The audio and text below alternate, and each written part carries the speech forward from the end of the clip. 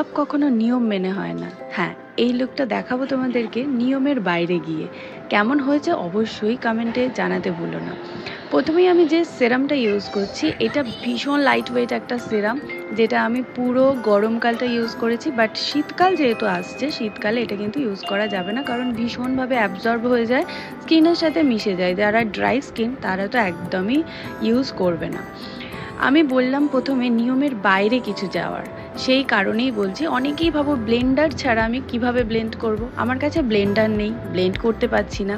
ভগবান সুন্দর একটা ব্লেন্ডার তোমার সাথেই পাঠিয়ে দিয়েছে। সেটা কি জানো? জাস্ট একটু ওয়েট করো। আগে আমি দুটো শেড নিজের শেড মতো বানিয়ে নিয়ে দেখো আমার ব্লেন্ডার কি। এবার বুঝতে পারছো কি দিয়ে তোমরা ব্লেন্ড করতে পারো। দেখো তো ব্লেন্ড হচ্ছে কি। আমাদের হাত দিয়ে যত ভালো ব্লেন্ড করা যায়, ময়শ্চারাইজার বলো, ফাউন্ডেশন বলো, আমার মনে হয় না ব্লেন্ডার দিয়ে অত ভালো আর অত কুইকলি করা যায়। তবে হ্যাঁ, প্রফেশনালের ক্ষেত্রে, ক্লায়েন্টের ক্ষেত্রে অবশ্যই হাইজেন মেনটেন করেই কাজ করতে হবে। সেখানে ব্রাশ অথবা ব্লেন্ডার এই দুটোই কাজ করতে হবে, সেখানে হাত না দেওয়াটাই ভালো। তবে নিজের জন্য, সেলফ কেয়ারের জন্য অবশ্যই ব্লেন্ডারটা নিয়ে আর কি করা যাবে, আমার হাতই যথেষ্ট। তাই তোমরা যারা ভাবছো যে হাত আছে কিন্তু ব্লেন্ডার নেই, তারা হাত দিয়েই কাজ চালিয়ে নাও। স্টোভ ক্রিমটা দেখছো, NY বেড, জাস্ট ওয়াও স্টোভ ক্রিম। রিকর্ডের আমি এই কম্প্যাক্টটা ইউজ করছি। অনেক দিন পর মেকআপ টিউটোরিয়াল দিচ্ছি, নিজেকে যেমন নতুন নতুন মনে হচ্ছে, ভয়েস দিতে গিয়েও ভাবছি কি বলি আর কি না বলি। তো আই মেকআপটা জাস্ট একটা সিম্পল আই মেকআপ রেখেছিলাম।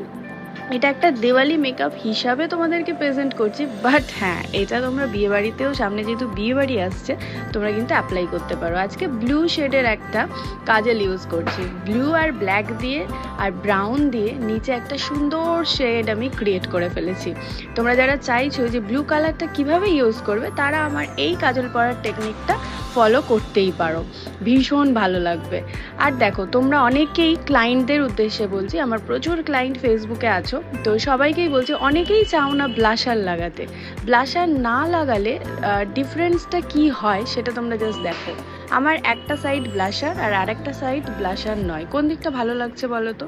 তাই হালকা হলেও ব্লাশারটা লাগাতে হয়। মানে এটা হচ্ছে আমাদের নিজস্ব একটা কাটিং, যেগুলো আমাদেরকে তৈরি করতে হয়। তো পুরো লুক কমপ্লিট, দেখতেই পাচ্ছ। এই যে সুন্দর সাজুগুজু করে ফেলেছি। আর দিওয়ালি দিওয়ালি লাগছে এই চুড়িগুলোর জন্য। আমার তো ভীষণ পছন্দের চুড়ি এগুলো, বাট কবে পরি, কিভাবে পরি সেটা আমি নিজেও জানি না। তো এই লুকটা ক্রিয়েট করতে আমি যা যা ইউজ করেছি সেগুলো সবটা ডেসক্রিপশন বক্সে আমি তো দিতে পারছি না। যার যেটা প্রয়োজন আমাকে অবশ্যই লিঙ্ক বলে কমেন্ট করো, আমি লিঙ্ক দিয়ে দেবো।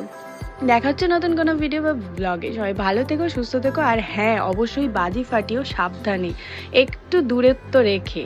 আর সব সময় চেষ্টা করবে সুতির জামা কাপড় পরতে। বাচ্চাদেরকে নিয়ে খুব ভালো করে দেওয়ালি, কালী পুজো সবাই খুব সুন্দরভাবে কাটাও।